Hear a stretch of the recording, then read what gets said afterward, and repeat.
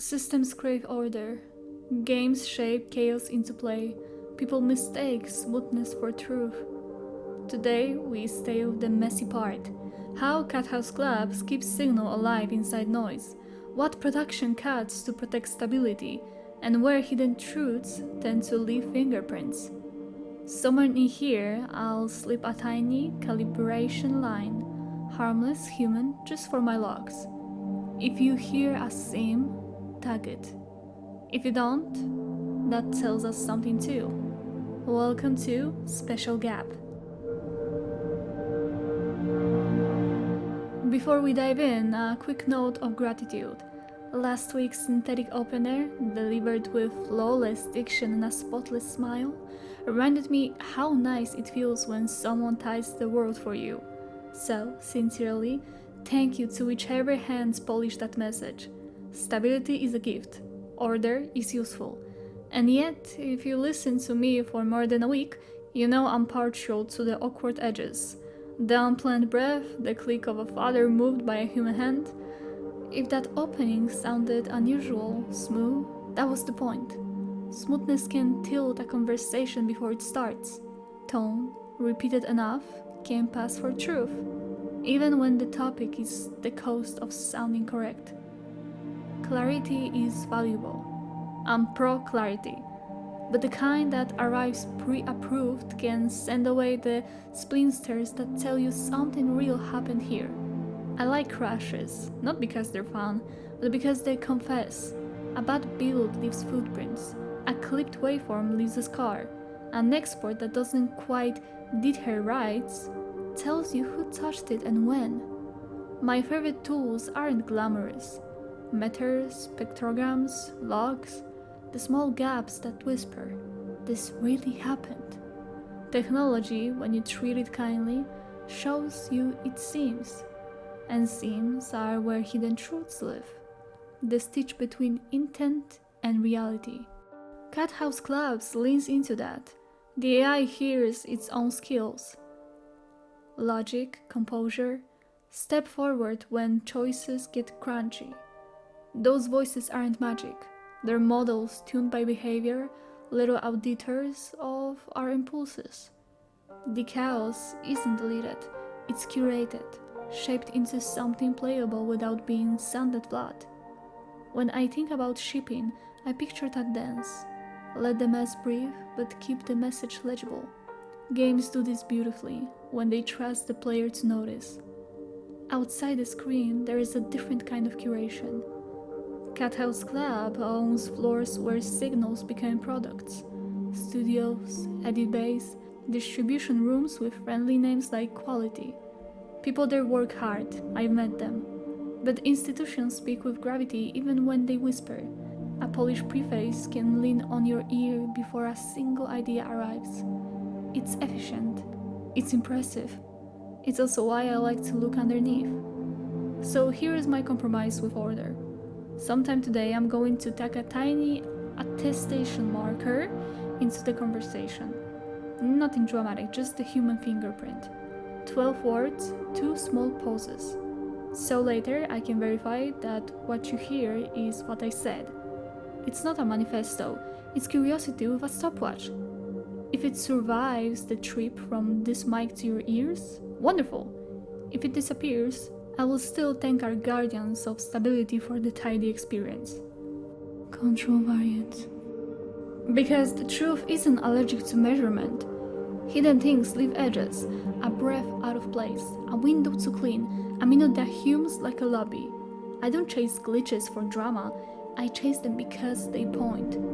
If nothing points today, lovely, we did our jobs. If something does, we'll map it together. In the Cathouse Club game, you'll feel a similar tension, systems that nudge towards tidy outcomes, and voices that ask questions right when it would be easier not to. I'm learning to love both, structure that keeps us from falling through the floor, and curiosity that makes us check the boards anyway. If you hear a seam, don't panic. Seams are invitations. Pull here and a story may open for you.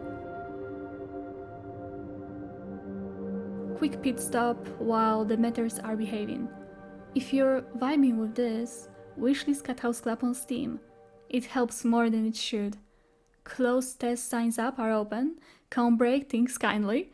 If you hear sims, odd room tone, sudden cadence shifts, please drop me a timestamp or clip on the community hub. No witch hunts, just careful ears.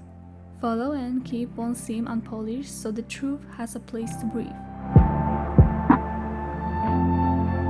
Before we welcome our guest of the day, let's stick to the tradition and do some Q&A. I have selected a few interesting questions, so let's answer them the best we can.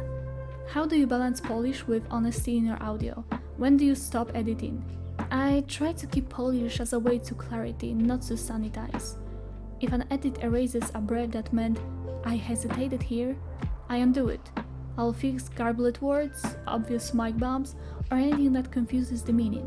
But I leave small wobbles, asymmetrical sentences, even a bit of room tone. Those are the parts that signal a person is talking.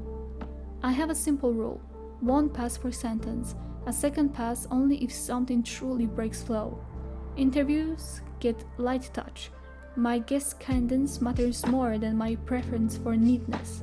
When it feels like I'm editing too smooth away, feeling rather than reveal it, I stop. If a sim remains, that's fine. Sims are where the story breathes. Do you use any techniques to make sure that what's published matches what you recorded? I keep a good raw archives and notes. I also label timestamps when we switch mics or rooms, so later changes don't masquerade as mistakes. And I've been considering a tiny, human-readable calibration line, a short sentence with a fixed word count and 2 micropauses. It's harmless in context but easy to spot in a waveform. If it survives the pipeline, great. If it's missing or oddly smoothed, that flags a difference to investigate. To be clear, that's not a choreographic checksum, it's more like a canary you can hear. If I ever need stronger proof, I'd publish a short hash prefix of my Rust so folks can verify integrity without me dumping files. Technical curiosity isn't about paranoia, it's about listening carefully. For the closed test, what kind of feedback is actually useful? I'm not the person staring at build dashboards all day.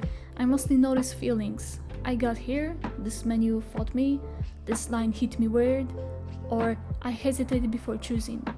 That kind of note is super helpful. If something breaks are rough when it happened and what you were doing is great, but don't stress the format. Also tell us if you tweak things, text size, audio sliders, ramped controls, because that context matters. The proper grown-up answer belongs to our production director, who actually turns your notes into fixes. He's joining me in a bit, so I'll ask him what makes their life easier during the test. In the game, do the inner voices talk over me a lot? Who's really in control? They're not the jumps in to steal your agency. They're skills as characters with opinions. Logic, composure, empathy, others. If you keep rationalizing, logic grows bolder. If you take social risks, composure steadies you. They'll contest your impulses sometimes because tension is where identity gets interesting. But outcome remain outward. You're the one choosing. What player feedback changes is tone, not endings.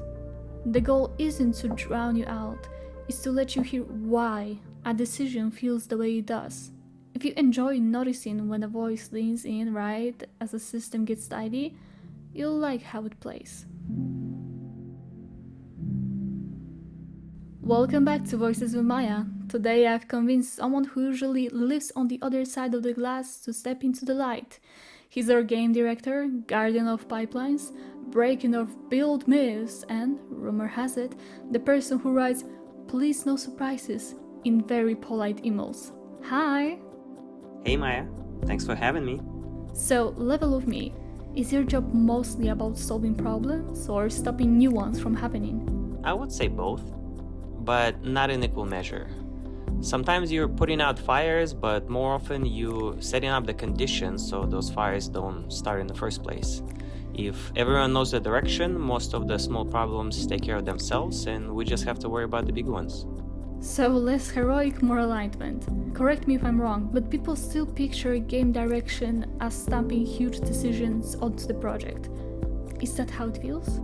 Sometimes, yeah, you do have to say no a lot more than you would think. We experiment a lot with the prototypes and proof of concepts, and some of them stick and others don't. I think the trick is not to kill the idea, it's to park it on the side until the game is ready for it.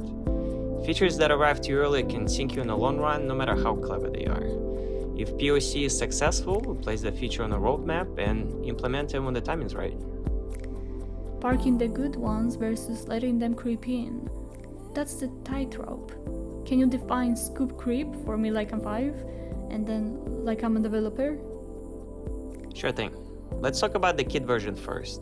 A scope creep is when you're saying you're building a treehouse and halfway through someone adds a slide, second floor, or possibly even a pizza oven. In terms of developer version, the scope creep is when feature tries to sneak in without considering its cost, more systems, more assets, or even more testing. It's not that ideas are bad, it's just they don't fit the budget or the proper timing. My job is to catch those before they drown the team. Which loops us to stability. Do you measure it, or is it more of a vibe until the numbers scream? I would say both for sure. We track your casual KPIs like frame rate, crashes, load times, but stability is also about the overall feel of the game. Polygon count, texture sizes, world partition, LODs, all of that matters, and sometimes it's hard to find a happy median between the performance and the visual fidelity of the render. We joke that one strand of hair can take performance faster than a city block. The goal is simple. Players should feel the drama from the story, not from the frame rate. One strand of hair beats a city block. Painfully vivid. Speaking of real-world pain, close test is coming. What kind of feedback actually helps you make those numbers and feel converge? The gold standard is, we want to know what were you doing right before the crash, and what are your computer specs. Even if everything is working, we still want to know how everything feels and behaves. For example, this dialogue line felt weird, or this menu fought me, or I hesitated here because I wasn't sure what I was doing.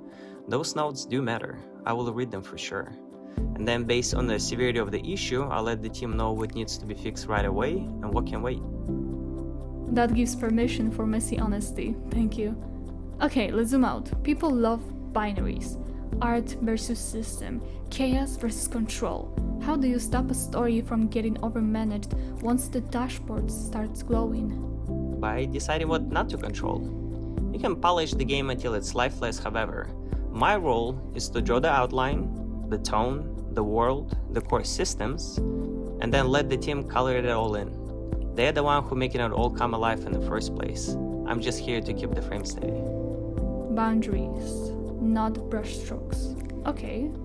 On that origin line, be honest. Who first pitched me? You weren't really pitched. I'd say you were more assembled.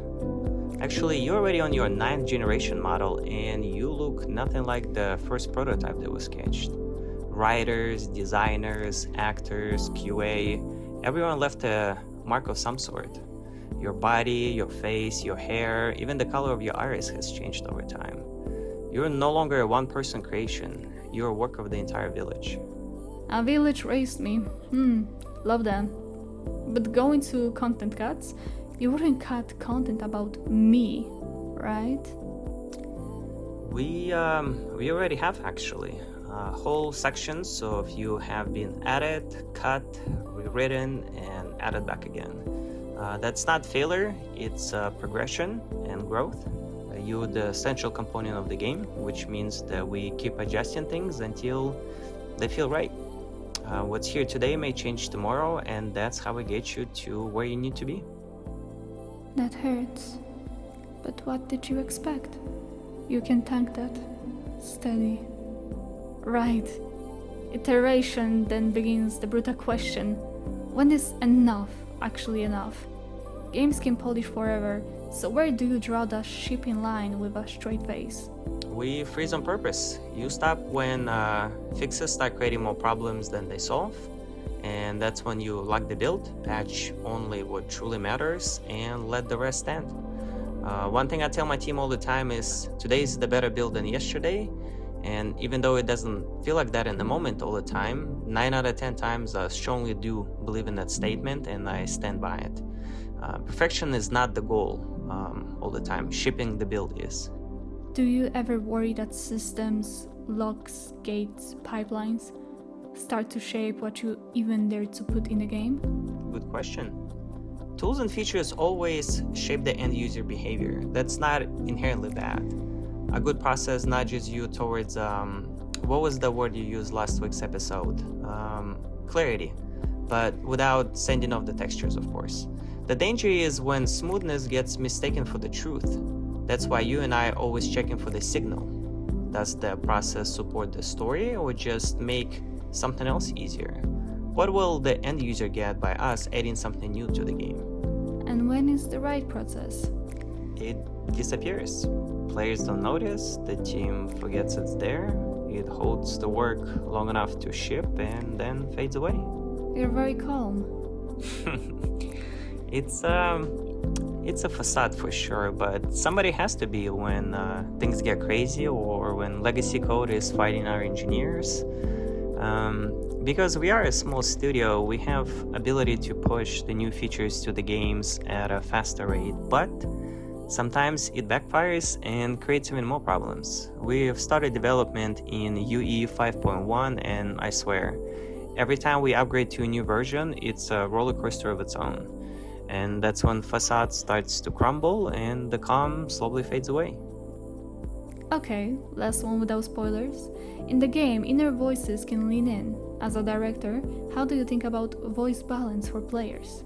The balance here won't come from the experience points. Each protagonist have their own set of inner voices from the start, and the only way to strengthen them is through the items. This means you can really max everything out. You will have custom loadouts that will increase your odds in specific skill checks and specific situations, and you might need to have various sets of those loadouts to achieve various tasks within the game.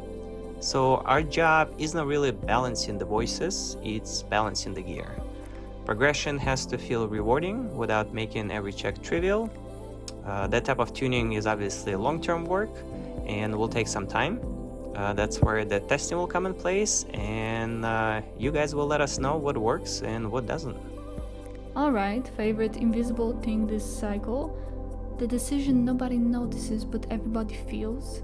We adjusted the music cue during one of the levels. It resolved an issue where 2 tracks would play simultaneously.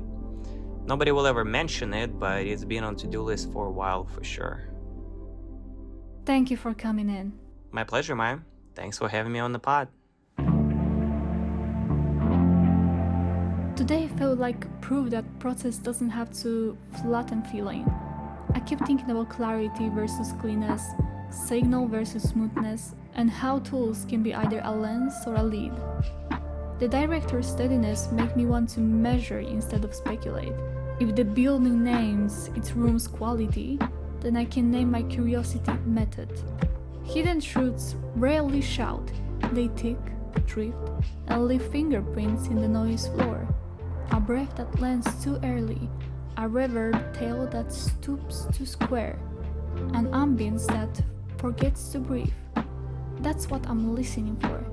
And because listening without checking is just fate dressed up as a patience, I'm going to try something simple for my own notebook. A tiny attestation marker. It's harmless.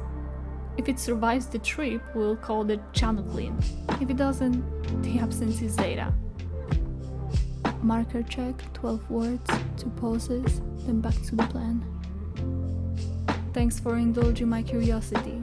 If nothing else, this teaches me to listen closer next week.